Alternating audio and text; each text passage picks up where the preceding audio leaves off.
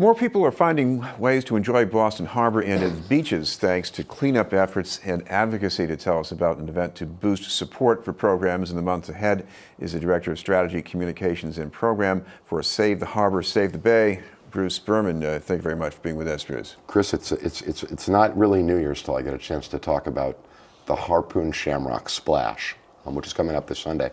When I expect a couple of hundred of, we'll call them kindred spirits, beach lovers, people who really care about the region's public beaches, to join me as we jump in the water to raise funds for free events and programs.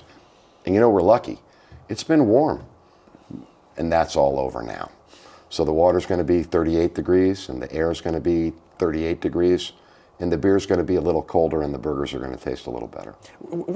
I mean, it sounds a little bit like January 1st all over again with Groundhog's Day in between here, but right. What's it like being out in the midst? I have to say that, you know, after the wicked winter of 2015, anything's easy. I mean, there's nothing like jumping into water with actual ice floating in it, which is what we had to deal with then.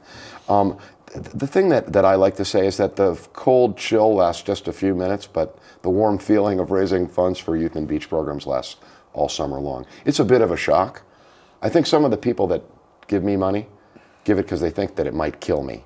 But most people give it because they know, especially this year with deep cuts at DCR, that it's important that we raise some money to have sand sculpting competitions and concerts and kids programs on beaches in Lynn and Nahant and Revere and Winthrop and East Boston, South Boston, Dorchester, Quincy, and Hull.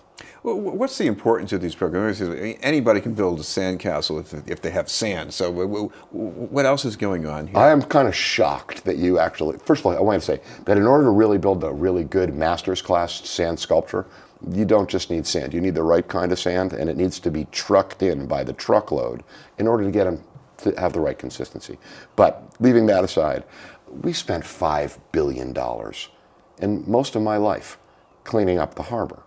And it's been terrific for real estate values, and it's been terrific as an economic driver, provided recreational and educational opportunities. We have a new island park, but we really have a unique set of urban beaches.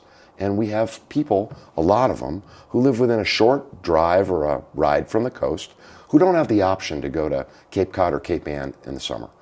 They're their primary recreational resources, and we want people to enjoy them. And you know, a little bit of fun, soccer tournament, swim race, sand sculpting competition, concerts, family fun nights. Last year, my favorite event that we were able to fund with the support of the Commonwealth and also with the funds that we'll raise on Sunday at the Harpoon Shamrock Splash. By the way, did I mention you can register at www.shamrocksplash.org. The coolest thing that we funded, this is like the idea of some brilliant people in Winthrop who their only mistake was they were thinking too big. There's like 25 parking spots near Winthrop's beach. They wanted to have a movie night.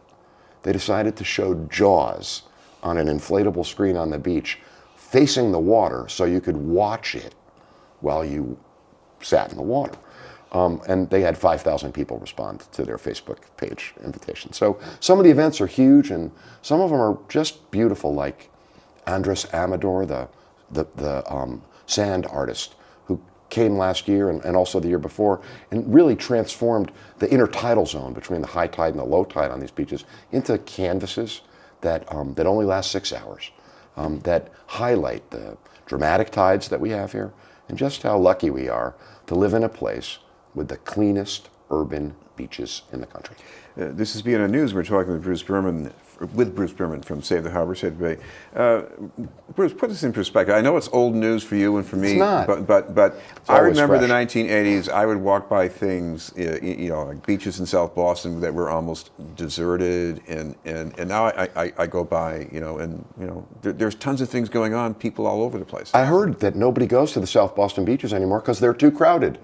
It's the new South Beach in Miami. Look, 30 years ago, we just celebrated our 30th anniversary last year. 30 years ago, this harbor was an embarrassment. Our waste and tampon applicators and other stuff washed up on the shore from Cape Cod to Cape Ann. And today, thanks to extraordinary hard work by the men and women of the MWRA, Boston Water and Sewer, and thousands of just plain people who all cared enough to make a difference, we've transformed it. And last year we released a study that showed that Carson Beach, Carson Beach Reservation, South Boston beaches, were the cleanest urban beaches in the country. Cleaner than beaches in New York, in Virginia Beach in Virginia, Miami Beach, Santa Monica, and even Waikiki. This is a remarkable transformation. Took a generation to accomplish. And it'll take another generation to truly finish. And there's still some places, in Lynn and Swampscott, at Tinian in Dorchester, where we have more work to do, but overwhelmingly successful things. So now, what's the challenge? The challenge is to find ways to connect our neighborhoods and our communities with this extraordinary resource. It doesn't take much money, it takes a little money. I like to think that maybe later on this year, that Governor Baker and the legislature will pass a supplemental budget that will restore the funds that they cut for free programs. And I like to think that next year they'll be included in the budget. But whether that happens or not, and frankly, shame on them if they don't, no matter what happens, Save the Harbor is going to do our best to make sure that the kids that we serve, and we served 30,000 last year, and the communities that we serve, that they have a chance to enjoy the benefits that they paid for. It cost $5 billion.